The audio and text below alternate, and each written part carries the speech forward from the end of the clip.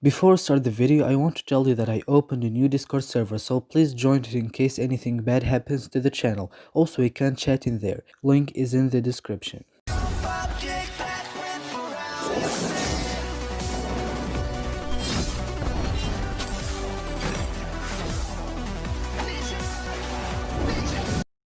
Hello friends and welcome back to another video. Well, today I'm collabing with my friend Overlord 1469 and are going to rank all the Ninjago villains. Yo, what's up guys? It's Overlord 1469 and I'm here with Rayzone 11. Today, we are going to be ranking the Ninjago villains. Please keep in mind that this will be based on our own opinion. Let's get started.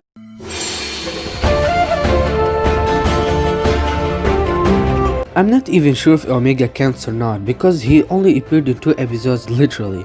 Zero personality, zero motives, zero backstory, and what's even worse, zero voice acting.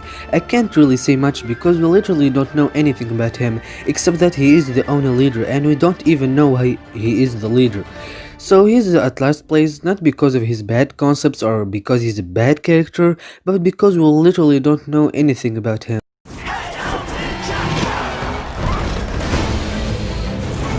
Asphira is a very infamous villain in the community, and she has by far the worst concepts and backstory out of any Ninjago villain. Her backstory is super boring and repetitive, and it doesn't only hurt her character, but it also hurts Wu's, and her motives are extremely awful. I mean, Wu didn't even deceive her. She promised to not use Spinjitzu for evil, but she lied, so Wu punished her. But no, the writers are too lazy to write a backstory that makes sense. Instead, they are focusing on anime episodes and pointless garbage. Overall, she has awful concepts. She is extremely poorly and lazy written.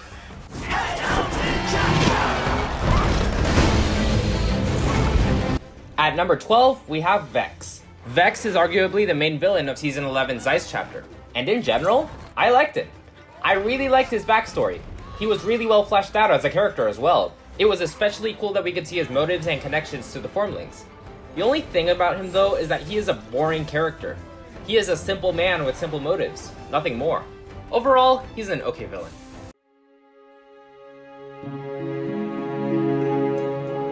At number 11, we have Yang. Yang was pretty good. I liked how he was keeping people captive in his temple so he could be remembered. However, all it took to resolve his character conflict was Cole saying that he was remembered through air jitsu. He had good motivations, but resolving him as a character felt too easy.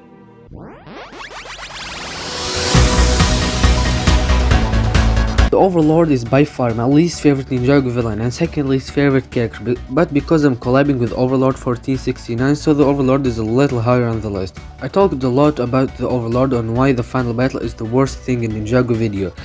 I'm going to say the important things in here. The Overlord literally has zero personality. He has no personality at all. I can replace him with an evil rock and nothing will change. And this is why he's painfully boring and you can feel it. You can never feel his character at all, even for a few seconds. His backstory is as boring as his personality and doesn't have motives at all.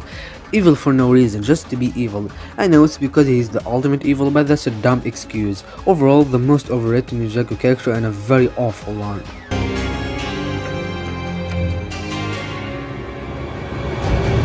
At number 9, we have the Time Twins. The Time Twins were executed okay, though not the best. Their motivations were clear to control all of time, but as characters, they seemed bland and boring. Akronix was going crazy about the advancements of modern day, while Crux was blabbering on and on and on about their plans. Overall, they were not the best Ninjago villains, but controlling all of time was a good concept.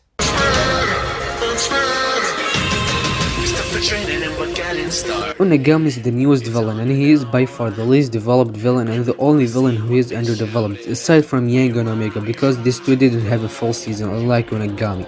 So Unagami isn't really a villain, he's just a confused AI who is trying to understand why he was created, and I really love that story because it's really unique and by far one of, if not even the best villain backstory and concept. But he barely has any personality or screen times. He's extremely underdeveloped, which is a shame because he has the best backstory and concept, but sadly he barely got any screen times. Instead we got Red Visors fight in every single episode.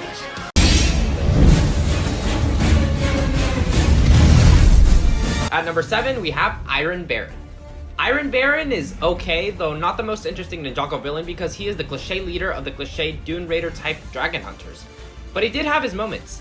He seemed like a threatening villain and was motivated to do whatever it took to get what he wanted, such as torturing the ninja to eat dragons for days and support his conquest of the First Realm.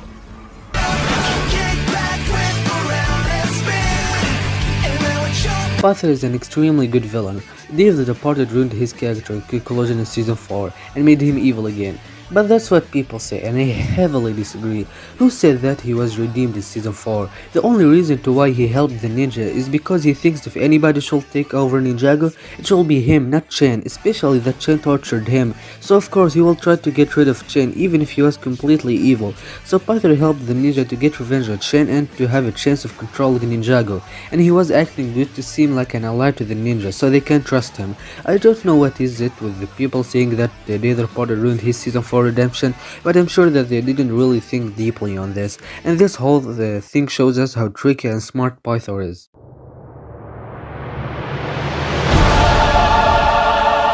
Bringing us into our top 5, we have Garmadon.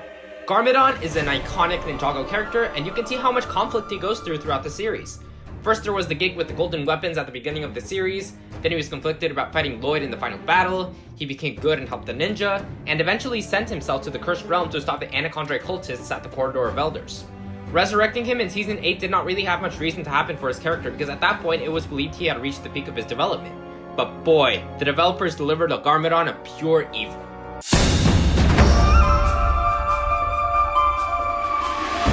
A lot of people hate Chen and I really don't see why. We never saw a funny villain in Ninjago, which is really unique for Chen.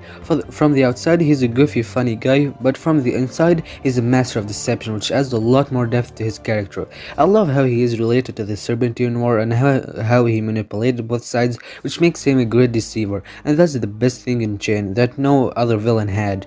Goofy but very deceiving, and his goofiness is a part of his deception, so he can trick people. If other villains are well written, Chen is smartly written, if that's even a word, but the writers put a lot of creativity and deception to his character, which makes a super unique and awesome villain.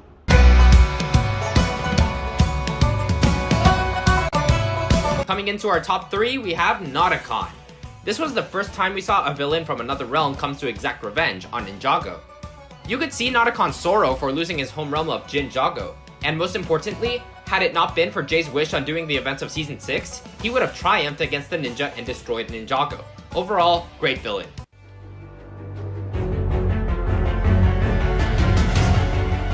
The best thing about Harumi is how dark she is. She's probably the darkest character in Ninjago because she literally wants to see Lloyd to suffer and maybe even die in front of her, which is way too dark to be in a quote-unquote kids show. Also, she's the only villain so far that we didn't knew the identity of from the beginning, which add a mysterious vibe to her. She also has the best motives in Ninjago. She doesn't only want revenge, but she wants to give Ninjago the leader it deserves, who is Garmadon, because he defeated the Great Devourer. Also, she isn't this invincible villain who comes out of nowhere. No, she is a normal kid in Ninjago who became a villain, which is very good. Such a perfect character that Ninjago will never forget.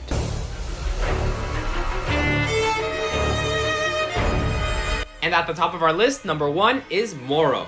Moro was one of the more revolutionary Ninjago villains because he was one unlike we had ever seen in the series. He was Wu's first student and was once believed to become the Green Ninja, so we could see through his anger why he was so bent on revenge against Wu and eventually involved the ninja and innocent people.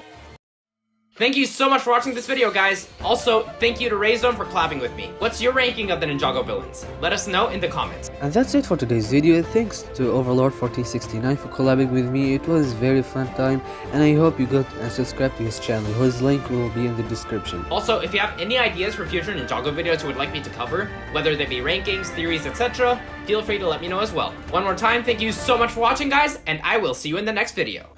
Thanks for watching. Don't forget to like, subscribe, share it with your friends, and I'll see you next time.